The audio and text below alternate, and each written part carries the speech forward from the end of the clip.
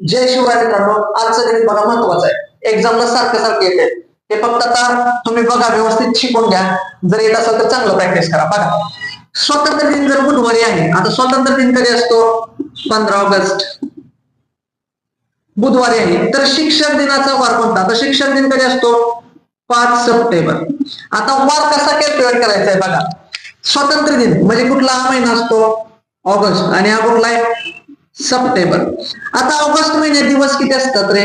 31 वजा त्यांनी स्वातंत्र्य दिन दिलाय म्हणजे ते किती घेतलंय? 15. या दोघांची वजाबाकी किती आली? 16. आता सप्टेंबरची आपल्याला कुठली तारीख पाहिजे? 5 सप्टेंबर. हे 5 लिहिलं. बघा, ज्यांना समजलं नाही त्यांच्यासाठी सांगतो.